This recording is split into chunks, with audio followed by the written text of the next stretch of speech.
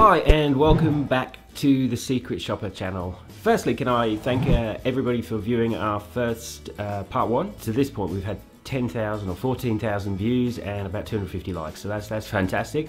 And I'll be quite honest with you, we weren't quite expecting those sort of numbers, so that's a great effort. Thanks to everyone very much for doing that. Okay, so we're going to start from square one here. What you've done already is you've been onto Google. This is if you've looked at part one. You've been onto Google and you have found 10, 15, 20 mystery shopping companies in Australia who could potentially give you work. And the natural thing to do would be to start applying for these companies, and that, you know, if you've got 10 or 15 or 20 different companies to apply for, that's a massive task.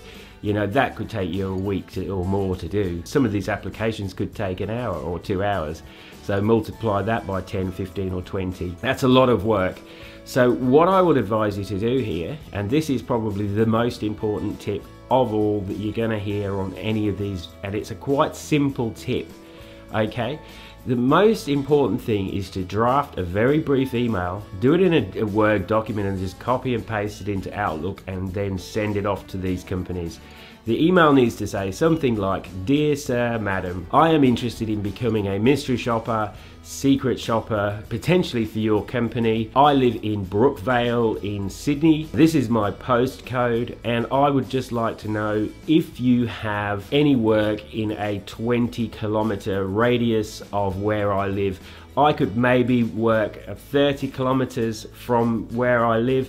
However, you know, it may depend a little bit on how much I'm getting paid." Look, at the end of the day, if you ask too many questions, they're going to think, hang on a minute. Just ask the basic questions. Do you have work in my area? And approximately, if I was to apply for an assignment with your company, what would be the approximate pay rate? Between and between would be fine. So what you're going to be looking to do here is you need to prioritize, okay? You need to have a look at who's going to be able to offer you the work which is the best paid. They're the two things, and then prioritize. So if somebody comes back to you and says, yep, we look after a chain of beauty salons and we look after a chain of retailers, our average pay per assignment is between $30 and $50 per assignment. The assignments generally take between 1 and 1.5 hours to complete in total, including visiting the store and filling out the survey. Then you can basically calculate a roughly hourly rate. So if you're getting $40 for an hour and a half's work, you know, what's that? Okay, so what we're going to do here as well is we're going to give you a couple of websites to have a look at, and we're going to cover these websites in a future vlog. So I'm going to walk you through the websites and I'm going to basically show you how they work. But what I'm going to do is I will put one particular website in there which is called msjobsboard.com. You can kind of search by postcode. So if your postcode is 4500, you just put in 4500. I think there is a filter for distance, so how far you're willing to travel, and then that will give you all of the jobs from about 4 or 5 or 6 different companies they have in that area. Now I recently jumped onto that website and I had a look at Sydney, and I had a look at Brisbane, and I had a look at the major metro areas, and there is a lot of work on there.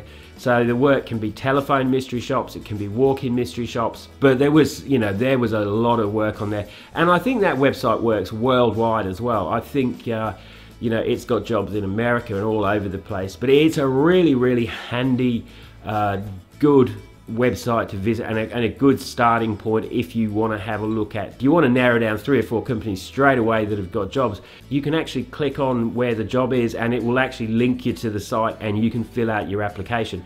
In that case, there's absolutely no point whatsoever in sending them an email, because you can physically see, you know, that they've got work, and these jobs are not fake jobs.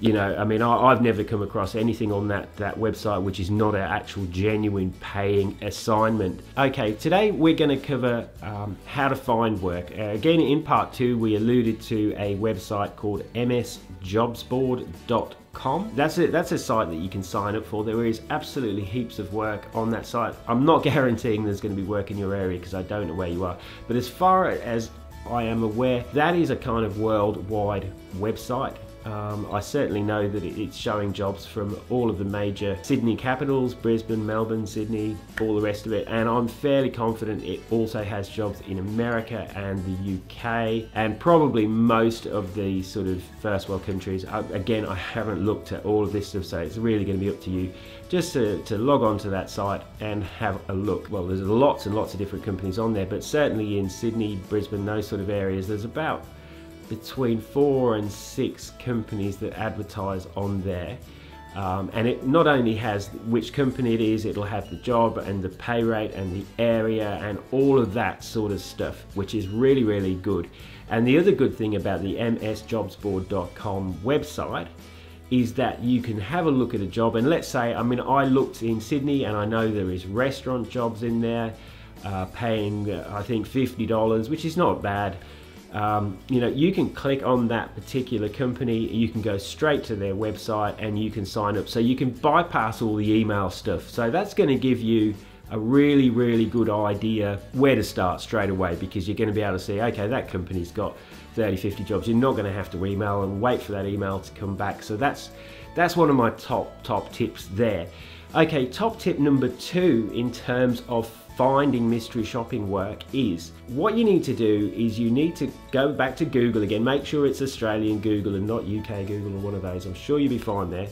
You need to type into their mystery shopping jobs or secret shopping jobs and your area. So let's say you live in, again, Brookvale in Sydney. So you put in mystery shopping jobs, Brookvale, Sydney, New South Wales. And what I would imagine is you're going to then have a load of sites that are going to come up with mystery shopping jobs, and hopefully mystery shopping jobs in and around the Brookvale area.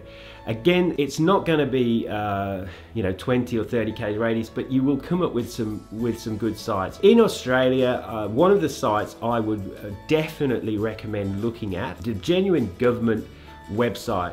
If you go onto there and you put in mystery shopping jobs, secret shopping jobs and your area, you should probably find a whole list of mystery shopping jobs, because I know that particular website is fairly prolific in terms of the amount of mystery shopping companies that advertise on there. And I know that Centrelink or Job Search themselves are pretty good at, if people are advertising fake jobs, they get feedback from the job seekers, because obviously they're not very happy if they apply for an assignment and then they log into the company's portal and find that there isn't an assignment available. They'll tend to report that to the Job Search website, then gets a call to say, please explain, and gets basically put in their place, and, you know, do not advertise jobs on here that do not exist. If you've got a job in Brookvale, don't advertise it in the next suburb, advertise it in Brookvale. That's also a really, really good site to have a look at. So you've got your msjobsboard.com, and then you've got your government Australian website as well. The other thing, I mean, if you're in the States or anything like that, this is all going to be different. If you're in the UK, again, it's all going to be different. But I would imagine you've got similar sites in your country. Certainly msjobsboard.com is a worldwide type of company as well.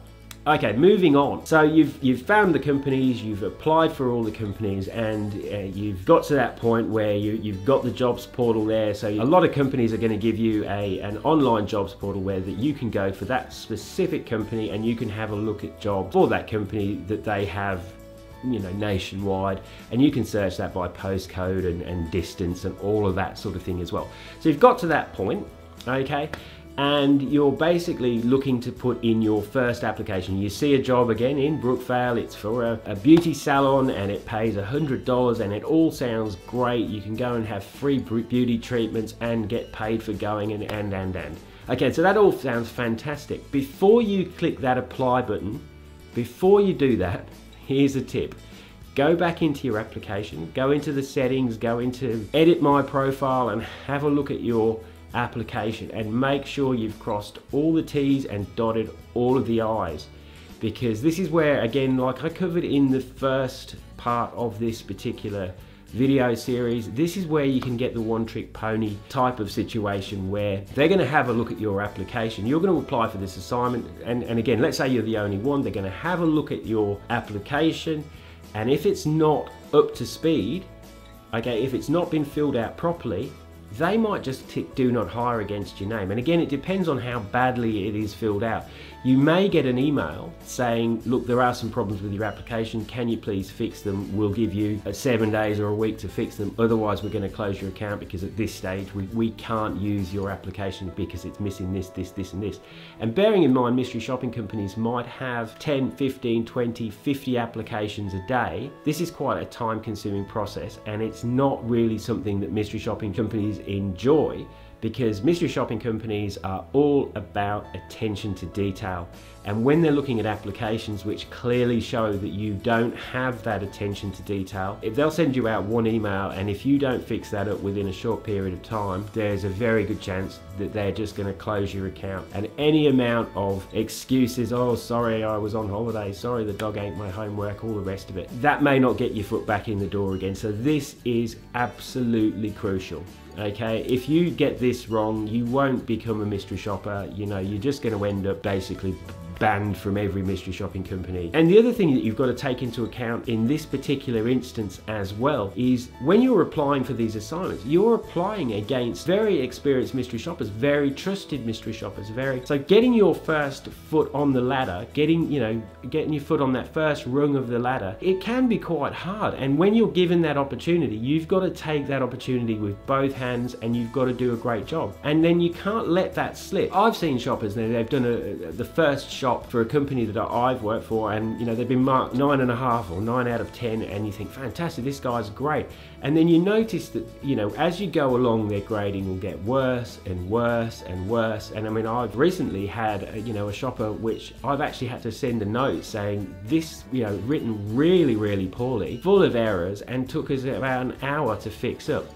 Can you please pick up your act, because we don't have time for this. I mean, I know you can write great reports, however, this is terrible. Then you're at that sort of watershed moment where they either say, oh, I don't want to do this anymore, or they improve. But again, you want to see consistency. You don't want to have to be chasing people. You've got to start as you mean to go on, and you've got to continue that level. You can't start at a 9.5 out of 10, then get a 9.2, then a 9, then an 8.8, and down to an 8, because mystery shopping companies are gonna notice that, and they're gonna see that your enthusiasm for the assignments is dropping away, and they're gonna basically pick up with a new secret shopper who's keener and is going to do the job better.